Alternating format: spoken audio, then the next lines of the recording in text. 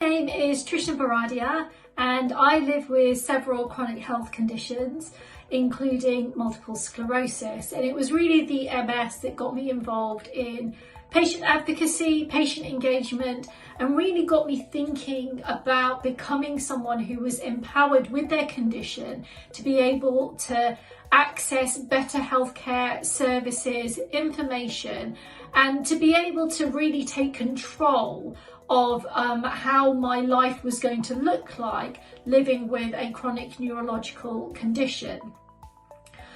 Some of the key moments that have shaped this have been really getting involved with patient advocacy groups that has allowed me to connect with others who are on a similar path. Also being able to access specialist care and having an MS healthcare team who were very much encouraging around my patient advocacy and around me becoming what is now termed an expert patient and an informed patient. And then also being given the opportunity to take part in what we call PPI, so patient and public involvement. So being able to take part in the design of research and clinical studies that has really allowed me to see whether the interventions, whether the care and the design of services is really for people like me. So I found that those are some of the key moments have really shaped how I see my condition, how I've been able to manage my condition effectively, and also shape some of the decisions that I've made around my care.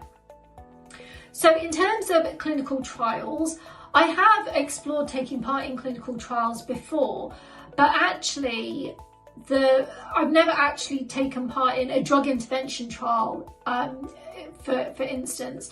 I've taken part in other types of studies, so research studies, but never a drug intervention trial.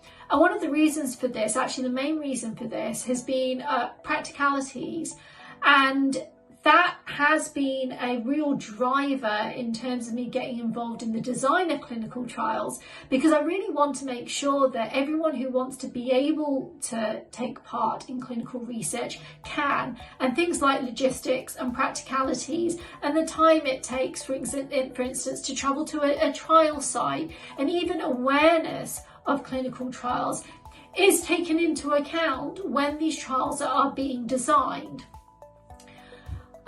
So based on all of that, the one thing that I wish that the health and research community sort of better understood or could do differently to support people like me would really be make sure that you're involving the patients that you want to take part in your research. Make sure that you're involving them in the design of that research.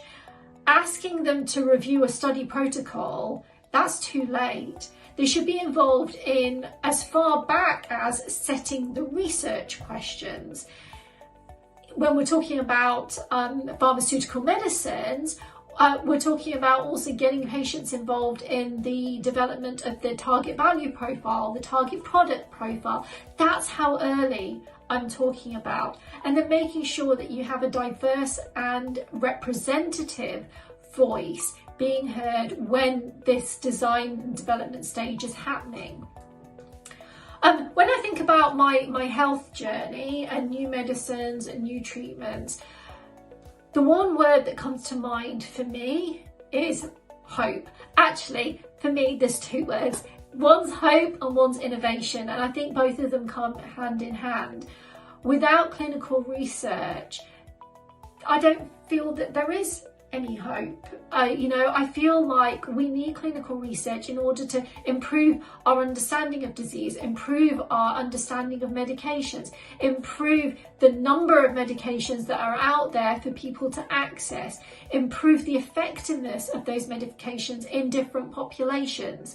And for that, we need innovation. So for me, I'm going to cheat a little bit and have two words. So for me, it would be both hope and innovation.